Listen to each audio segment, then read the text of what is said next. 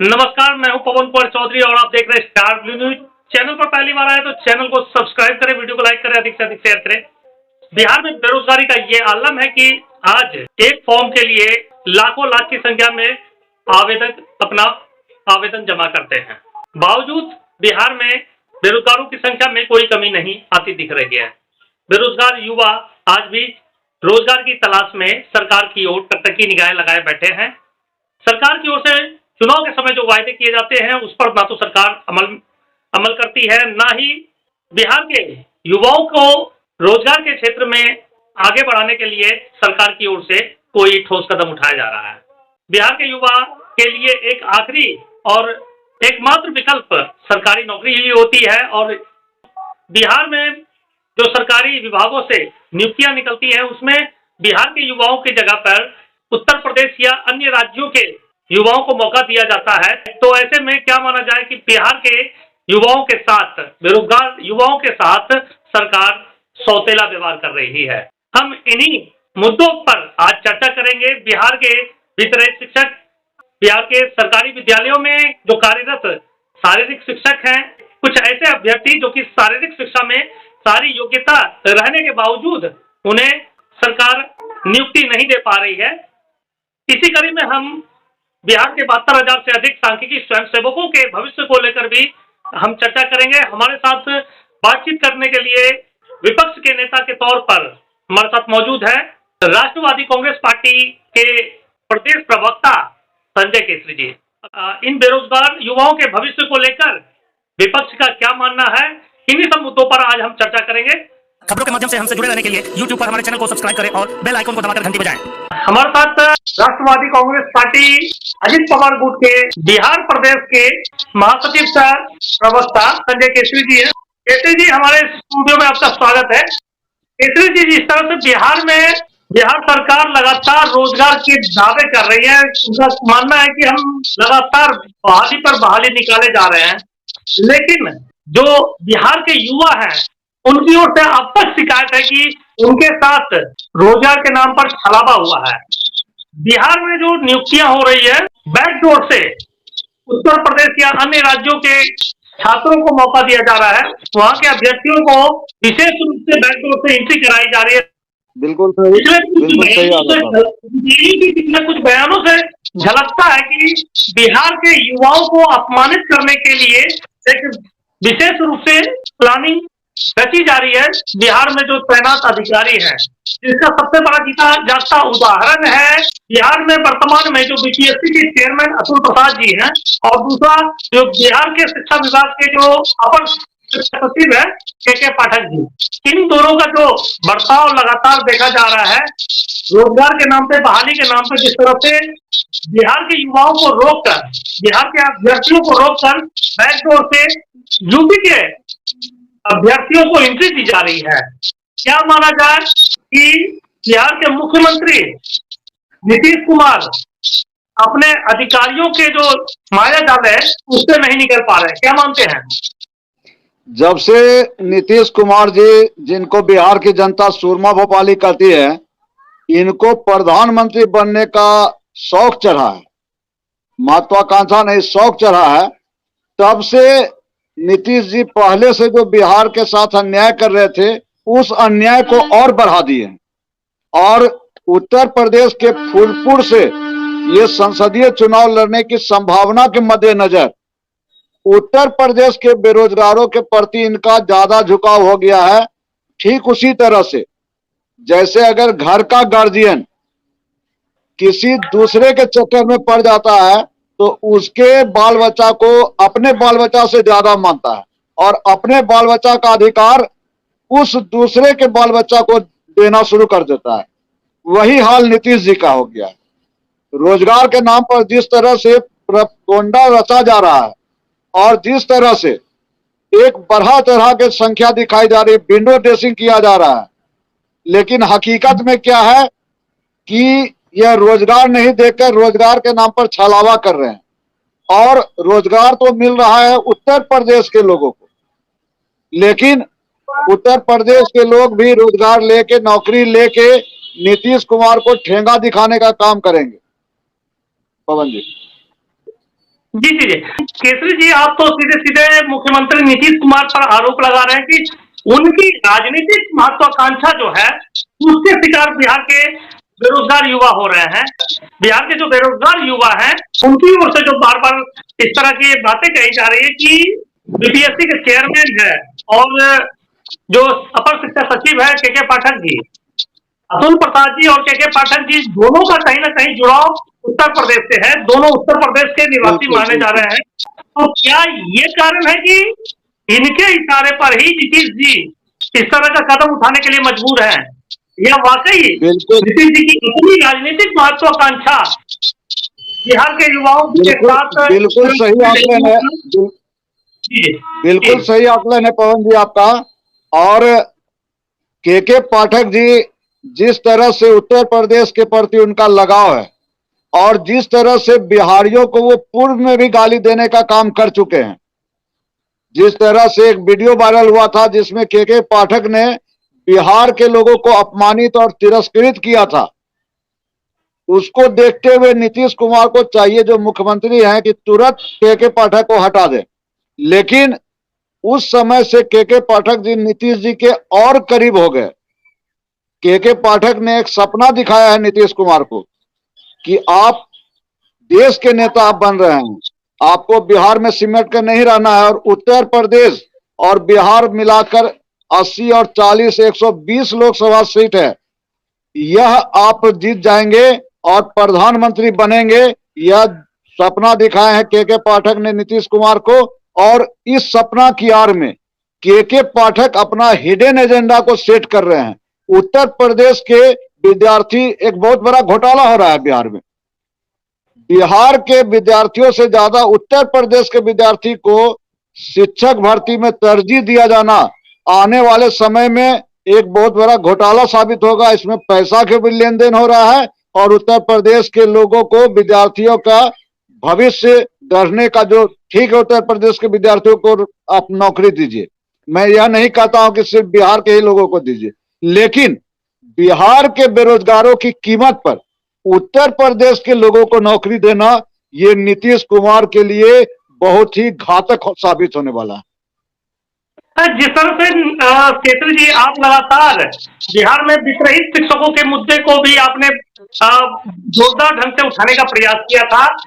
वित्रहित विद्यालयों में जो कार्यरत वित्रहित शिक्षक हैं उनकी मांगे हो, चाहे बिहार में नियोजित शिक्षक के मुद्दे पर भी आपने लगातार उनकी जो मांगे हैं उसको उठाने का प्रयास किया था हमारे चैनल के माध्यम से। तो केसरी जी, जिस तरह से आज ना तो बिहार के नियोजित शिक्षक सरकार के फैसले से खुश है, उन्हें जो उनकी भी शिकायत है कि उन्हें राज्यकर्मी का दर्जा दिए जाने के नाम पर महज एक झुंझुना थमा दिया गया है। दूसरी तरफ अलग अलग भागों में शिक्षकों को बांटकर किस तरह से एक तरफ वित्तीय शिक्षक, नियोजित शिक्षक, विशेष शिक्षक, फिर बीपीएससी शिक्षक, शारीरिक शिक्षक, इन सभी को अलग अलग वर्गों में बांट दिया गया है और सभी में वेतन के मामले में भी असमानताएं नजर आ रही हैं। उसके अलावा जो पंचायत स्तर के शिक्षक है उनको भी अलग भागों में बांटा गया है।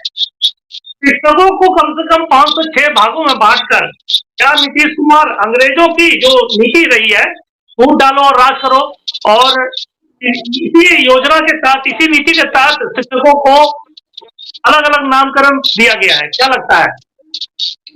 बिल्कुल सही कह रहे हैं पवन जी आप।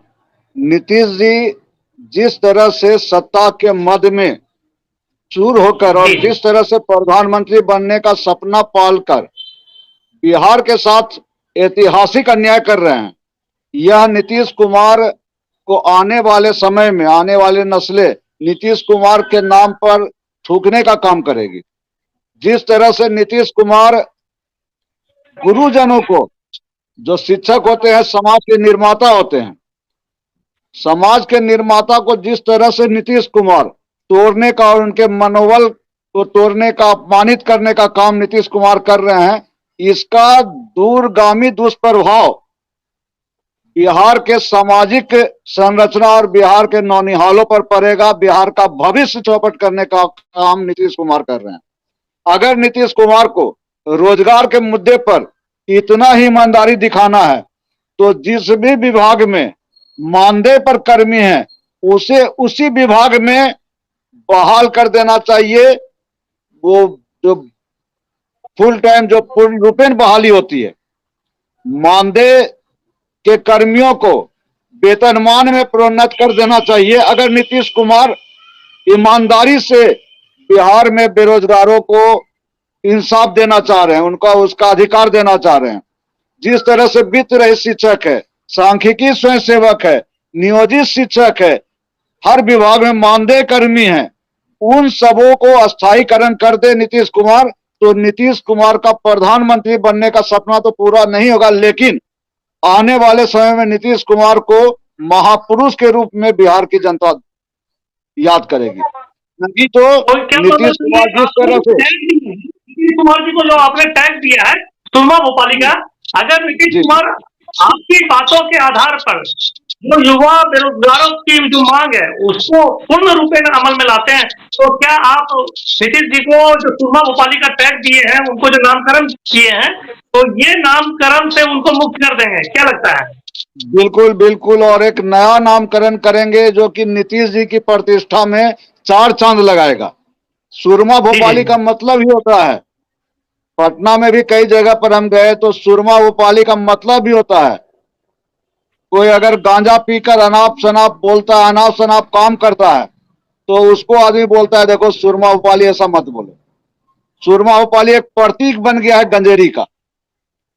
तो अगर नीतीश कुमार बिहार के बेरोजगारों के प्रति, वित्त रहित शिक्षकों के प्रति, सांख्यिकी स्वयंसेवकों के प्रति, चौकीदारों की पुश्तैनी परंपरा, सदियों पुरानी परंपरागत पुश्तैनी बहाली के प्रति और मानदेय कर्मियों का स्थायीकरण के प्रति ईमानदारी दिखाते हैं, तो नीतीश कुमार जी को सुरमा भोपाली कहना तो छोड़ ही देंगे, नीतीश कुमार को युग पुरुष की उपाधि से सम्मानित करेगी बिहार की जनता, और इसका पहल संजय केसरी करेगा।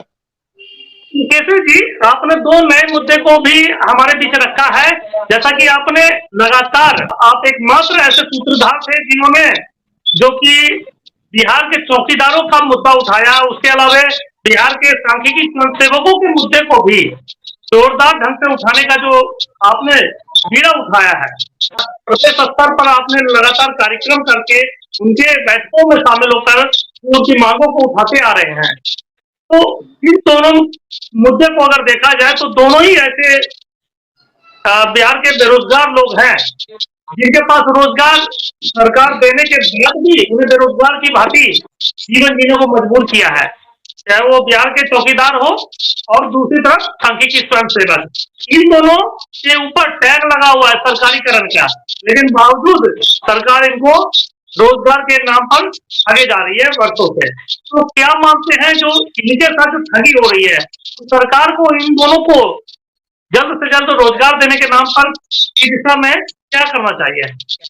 देखिए, चौकीदार के बारे में हम आपको बता दें कि प्रधानमंत्री मोदी जी ने कहा था कि मैं भी चौकीदार, तो देश भर के चौकीदारों ने और उनके चाहने वालों ने मोदी जी को टोकरी भर भर के वोट दिया, और जिसने बोला था चौकीदार चोर है उसका जमानत जब्त हो गया था।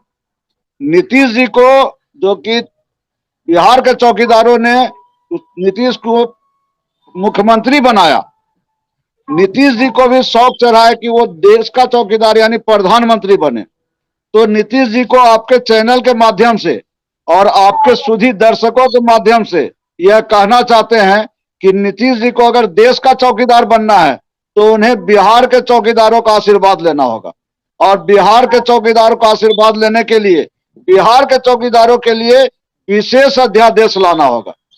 नीतीश जी को यह पता होना चाहिए कि चौकीदार, विश्व का सबसे पहला चौकीदार हनुमान जी थे। चौकीदार अगर चाह ले तो नीतीश जी को प्रधानमंत्री बनने से कोई नहीं रोक सकता है, और चौकीदार अगर कुपित हो गए तो नीतीश जी को प्रधानमंत्री क्या मुख्यमंत्री रहना भी मुश्किल हो जाएगा। चौकीदार के एक हाथ में लालटेन और दूसरे हाथ में लाठी होता है। चौकीदार का लाठी लेकर महात्मा गांधी ने अंग्रेजों को 7 समंदर पार भगा दिया। चौकीदार का लालटेन चुनाव चिन्ह के रूप में रखकर लालू जी बिहार पर राज करते रहे। ये चौकीदारों की ताकत होती है, यह नीतीश कुमार को समझना चाहिएगा। और केसरी जी, जो हाँ जी, सांख्यिकी स्वयंसेवक हैं, ये अब खुद बहाल नहीं हुए हैं, नीतीश सरकार ने इन्हें झांसे में रखकर बहाल किया, और जो भी बहाली होती है ठीक है अनुबंध के आधार पर ही बहाल किया। तो अनुबंध को बहुत से बहाली हुए अनुबंध के आधार पर, उनको तो आप अस्थायी कर रहे हैं, उनका मानदेय बढ़ा रहे हैं, तो फिर सांख्यिकी स्वयंसेवकों के साथ यह अन्याय क्यों? और सांख्यिकी स्वयंसेवक के जो बिहार भर में फैले हुए बेरोजगार हैं, जिनका उम्र खत्म हो गया है दूसरा नौकरी करने का नीतीश जी की गलत नीतियों के कारण, उनको अभी भी उनसे क्षमा मांगते हुए सांख्यिकी स्वयंसेवकों से इनका सेवा को अस्थायी कर दे, और नीतीश कुमार अनेक वर्षों तक बिहार के मुख्यमंत्री बने रहेंगे और लोगों के दिलों में राज करेंगे। नहीं तो इस बार 2024 का जो लोकसभा चुनाव है वह खत्म होते होते नीतीश कुमार जी का राजनीति भी खत्म हो जाएगा। आपको पवन जी हम आपके चैनल के माध्यम से यह बताना चाहते हैं, दावा करते हैं। मतलब आपका स्पष्ट कहना है कि अगर सांख्यिकी कर्मियों का, जो सांख्यिकी स्वयंसेवकों का है, उनका समायोजन नहीं करते हैं नीतीश जी, तो आगामी 2024 और 2025 चुनाव में ये सांख्यिकी स्वयंसेवक जो 72,000 से अधिक की संख्या में है, नीतीश जी की पार्टी यानी जनता दल यूनाइटेड का सांख्यिकीय गणना ही बदल देंगे, क्या लगता है? बिल्कुल बिल्कुल, नीतीश कुमार के और नीतीश कुमार के सभी नेताओं का, सुरमा उपाली नीतीश कुमार और सुरमा उपाली नीतीश कुमार के सभी सुरमाओं का कब्र खोद देगा सांख्यिकी स्वयंसेवक। केसरी जी, जिस तरह से 2024 लोकसभा चुनाव के लिए उल्टी गिनती शुरू हो चुकी है, और जिस तरह से 10 लाख रोजगार के दावे किए गए थे 2023 में, तो पूरा नहीं हुआ है 10 लाख, 2024 आ गए हैं, तो क्या उम्मीद है सरकार, जो बिहार में वर्तमान सरकार है, 2024 लोकसभा चुनाव से पहले अपने दावों पर कोई कदम उठाती है? उम्मीदें क्या है? पवन जी, जलिया और छलिया जिसका स्वभाव बन चुका है, उससे अच्छे काम का उम्मीद आप कैसे कर सकते हैं? 10 लाख बहाल इनको करने से कौन रोका? लेकिन बहाली के नाम पर किस तरह से विंडो ड्रेसिंग हो रहा है, जैसे एक खंडहर मकान को ऊपर से रंग रोगन कर दिया जाता है, उसी तरह से बिहार में बेरोजगारी की विकराल समस्या को ये लोग ऊपर से रंग रोगन चिप कर रहे हैं, बेरोजगारी दूर नहीं कर रहे हैं। इस विभाग के कर्मी को उस विभाग में, उस विभाग के कर्मी को इस विभाग में। वास्तव में सरकार को अगर हिम्मत है, नीतीश सरकार को, तो वो आंकड़ा पेश करे कि कितने लोगों का फ्रेश बहाली बिहार के लोगों का बिहार में हुआ है शिक्षक के रूप में, अगर नीतीश सरकार को हिम्मत है तो। लेकिन हम जानते हैं कि ऐसा नहीं होगा, ये सिर्फ दिखावा की सरकार है, जलिया छलिया सरकार है, और जलिया छलिया इसका काम है।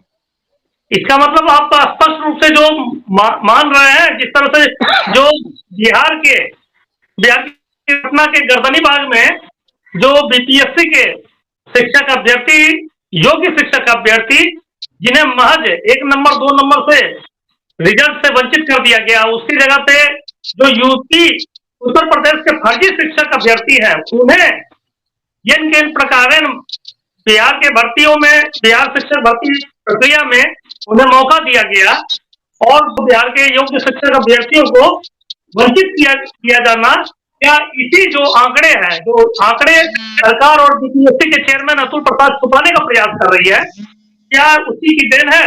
जी बिल्कुल, ये वही काम हो रहा है कि अपना बच्चा भूख से मर रहा है और पड़ोसी के बच्चा को मक्खन और मलाई रोटी खिलाया जा रहा है, वही काम नीतीश कुमार कर रहे हैं। और नीतीश कुमार जी को आपके चैनल के माध्यम से, और जो दर्शक आपके सुधी दर्शक देख रहे हैं उनके माध्यम से यह संदेश हम देना चाहते हैं कि अपनों को जो ठुकराएगा गैरों की ठोकरें खाएगा। अपने बिहार के बेरोजगारों को जो ठुकराएगा, अपने बिहार के बेरोजगारों को जो ठुकराएगा वो गैरों की ठोकरें खाएगा, उत्तर प्रदेश के बेरोजगारों की ठोकरें खाएगा।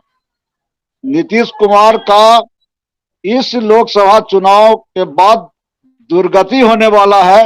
अभी भी नीतीश जी को मौका है, संभल जाए, बिहार के बेरोजगारों से माफी मांगे और बिहार के बेरोजगारों के लिए अभी भी 3 महीना समय है, धड़ल्ले से काम करना शुरू कर दे बिहार के बेरोजगारों के लिए, नहीं तो नीतीश जी को पछताने का मौका नहीं मिलेगा। आखिरी सवाल केसरी जी कि इन बेरोजगार युवाओं की जो मांगे हैं उन पर जो सरकार उनके साथ जो सरकार छलावा कर रही है, इसके खिलाफ आपकी पार्टी की ओर से 2024 में क्या तैयारियां चल रही है? हमारी पार्टी राष्ट्रवादी कांग्रेस पार्टी, जिनके राष्ट्रीय अध्यक्ष माननीय अजीत दादा पवार हैं और जिनके राष्ट्रीय कार्यकारी अध्यक्ष माननीय प्रफुल्ल पटेल जी हैं और जिनके प्रदेश अध्यक्ष माननीय राहत कादरी जी हैं, हम लोग उनके निर्देशन पर बेरोजगारों की बेहतरी के लिए एक अभियान चला रहे हैं। बिहार की सबसे बड़ी समस्या बेरोजगारी की समस्या है और बेरोजगारी के कारण ही बिहार से लाखों बिहारियों का पलायन अन्य राज्यों में होता है, जहां बिहारी प्रताड़ित होकर उस राज्य को चमकाते हैं, अपना खून पसीना से चमकाते हैं। बिहार के बैंक, न सिर्फ बिहार से बिहारियों का पलायन हो रहा है, बल्कि बिहार के बैंकों से बिहार में जमा धनराशियों का पलायन भी दूसरे राज्यों में हो रहा है। मतलब दूसरे राज्य बिहार की धनराशि से बड़े बड़े फैक्ट्री खोलते हैं, बड़े बड़े उद्योग स्थापित करते हैं और बिहारी वहां जाके मेहनत करके, श्रम शक्ति भी बिहार का, धन शक्ति भी बिहार का, बिहार का धन शक्ति और बिहार के जनशक्ति से दूसरे राज्य चमक रहे हैं, लेकिन बिहार बदहाल है। इसके लिए नीतीश कुमार और नीतीश कुमार के पहले राजद सरकार और उसके पहले कांग्रेस सरकार जिम्मेदार है। राष्ट्रवादी कांग्रेस पार्टी बिहार इकाई प्रदेश अध्यक्ष जनाब राहत कादरी जी के नेतृत्व में बिहार से पलायन की समस्या को दूर करने के लिए सड़कों पर उतरने जा रही है। पलायन की समस्या रुकेगी, ना सिर्फ बिहारियों का पलायन, जनशक्ति का पलायन, बल्कि धन शक्ति का भी पलायन हम सब रोकेंगे। बिहार के लोग बिहार को चमकाएंगे, बिहार की धनराशि बिहार के विकास में लगेगी। इसके लिए हम लोग सड़कों पर उतर रहे हैं और नीतीश सरकार की चूल्हे हिला देंगे, नीतीश सरकार की पूंगी बजा देंगे, लेकिन बिहार से पलायन का समस्या रोकेंगे और बिहार के सभी पदों पर कम से कम 10 साल के लिए सिर्फ बिहारियों की बहाली होगी, तभी बिहार से बेरोजगारों की समस्या दूर होगी। जी बहुत बहुत धन्यवाद। संजय केसरी जी हमारे साथ मौजूद थे और इस तरह से संजय केसरी जी ने मुख्यमंत्री नीतीश कुमार को खुली चुनौती दी है कि बिहार में जो युवाओं के साथ बेरोजगारों के साथ जो छलावा हो रहा है, उस पर कहीं ना कहीं नीतीश कुमार जी को अब अंकुश लगाकर बिहार के युवाओं को सीधे मौका देना चाहिए। तभी बिहार में जो बेरोजगारी की स्थिति है, बिहार के जो युवा बाहर अन्य राज्यों में पलायन कर रहे हैं रोजगार के लिए, यह पलायन भी रुक पाएगा।